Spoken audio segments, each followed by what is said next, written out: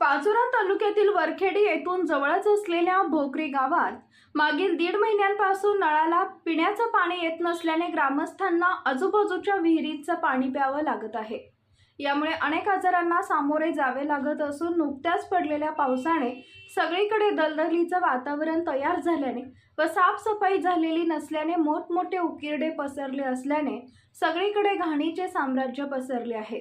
यामुळे डासांचा व डुकरांचा उपद्रव वाढला असून ग्रामस्थांच्या आरोग्याचा प्रश्न ऐरणीवर आला आहे। डासांचा उपद्रव वाढल्याने रात्री झोप येणं मुश्किल झालंय, म्हणून येत्या 8 दिवसात पाणी पुरवठा सुरळीत झाल्यास व भोकरी गावाची संपूर्ण साफसफाई न झाल्यास रस्ता रोको करण्याचा इशारा भोकरी ग्रामस्थांनी दिला आहे।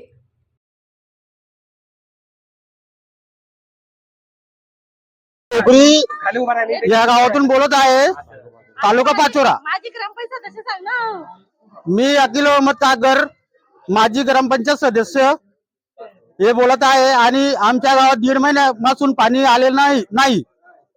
सर्व गावकरी परेशान आहे। सर्व गावात रोगराई वाढलेली आहे। मुलं बाळ आजारी पडत आहे।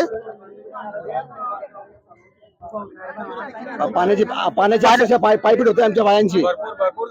पाणी तो येतच नाही, अजून 1.5 महिना झाला आणि रोगराई वाढलेली, यामुळे मुलं बाळ सर्व आजारी पडून राहिले। गावात साफसफाईवाला कर्मचारी गावात येतच नाहीये आणि गावात ती घंटा गाडी आलेली ती पण येत नाही। हा, ते पण जास्त आहे आमच्या गावात, ती कमी व्हायला पाहिजे। हा, आम्ही रस्ता रोको करणार आहे। हा, रस्ता रोको आंदोलन करणार आहे आम्ही। राधाबाई भगवान चौधरी, माझी ग्रामपंचायत सदस्य। मी भोकरी इथून रहिवासी आहे। आमच्या गावामध्ये 2 महिन्यापासून पाणी आलेलंच नाहीये, गटारी साफ नाहीये, रस्ते, कोणतंच काम कोणतंच काही होत नाही। पाणी आणण्यासाठी आम्हाला शेतात जावं लागतं, काही मैद्याच्या आडाजवळ यावं लागतं, तिथे भरपूर आहे। वरचं देवाचं पाणी झेलून लोक पित आहे, ज्याच्याने रोगराई दूषित प्रमाण वाढलेलं आहे। डेंगूची साथ आलेली आहे गावोगावी। आमच्या गावात जर आली तर काय करायचं? आम्ही पाणी नाही झालं तर रस्ता रोको आंदोलन करू।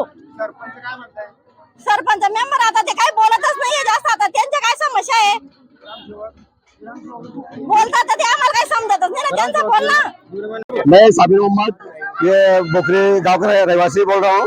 और हमारे वार्ड में कम से कम 1.5 महीना हो गया पानी के आया ही नहीं पीने के लिए। और हमारे पूरे मेरे घर में, पूरे मेरे खुद के घर में मेरा बच्चा बीमार है और मेरे घरवाली दूषित पानी पीने के लिए बीमार हो गया है। और मैं दवाखाने में भी 10,000 रुपये भर्ती है उसके। तो इसका कोई ग्राम पंचायत पीने के पानी का कुछ हल निकाल ही नहीं रही उसका। फिर कर्ज लिया ना मैंने, मेरे भाई से, मेरे भाई बोला इस तरह से मैंने कर्जा लिया। हाँ, जब मैंने बचाया। और वो अभी भी मतलब वो उसकी तबीयत सही नहीं है, अभी पानी पीने का छोड़ ही नहीं रही यहाँ पे। मैं हैदर बेगन काकर, भोकरी ग्राम पंचायत का उप सरपंच माजी। वो ग्राम चौक ये गांव में आता नहीं, 1 महीना आता नहीं, दांडी मारता और उसको बोलो तो मेरी माँ मर गई, अमुक कर रहा, ऐसे बहाने करता। वो टेम्पर आता नहीं। फिर वो ग्राम पंचायत के लोग उनको बोलते नहीं कि क्यों आता नहीं। उनको बोलो तो कहे हम बोलते, ऐसा कहते वैसा कहते, कुछ सुनता नहीं उनकी भी।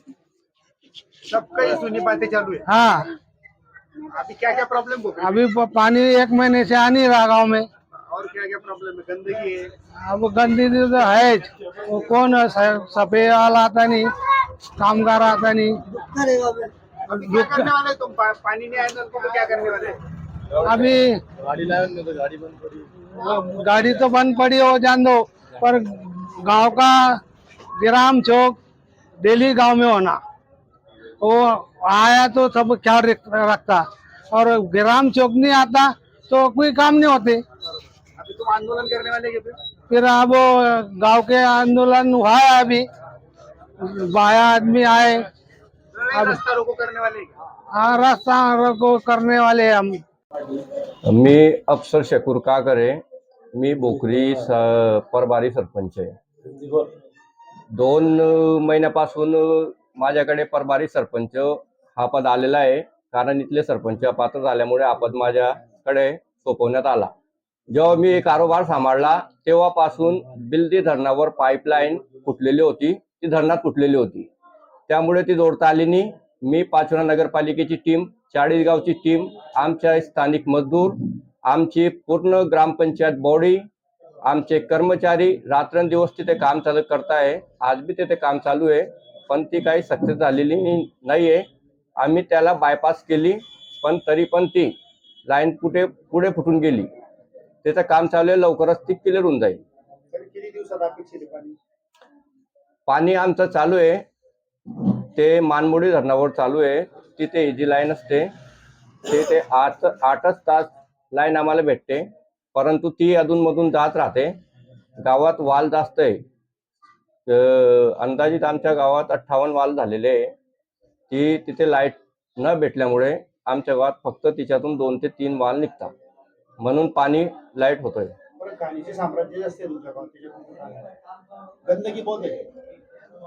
गंदगी ते आता पावसाळा लागला, आमचं काम तिथे चालू होतं, त्यामुळे आता आम्ही त्याला क्लिअर करून घेऊ. सफाई कामगार येत नाही असं ग्रामस्थांनी सांगितलं. सफाई कामगार येत नाही. सफाई कामगार आमच्याकडे आहे, पण त्यांच्या वेळेवर पगार होत नाही, कारण आमच्याकडे ग्रामनिधी नाहीये. कर भरणा न झाल्यामुळे त्यांच्या पगार वेळेवर होत नाही, म्हणून ते अधूनमधून गाडी मारत राहतात. आमचं त्याच्यावर नियोजन चालू आहे. BDO मॅडमला भेटून कर वसुलीसाठी आम्ही ते जोड देऊ. ते झाल्यावर ते सगळं सुरळीत होऊन जाईल. महत्वाचा मुद्दा डुकरांचा आहे की महिला नैसर्गिक विधीसाठी मुलं गेले तर ते वसुली देत नाही.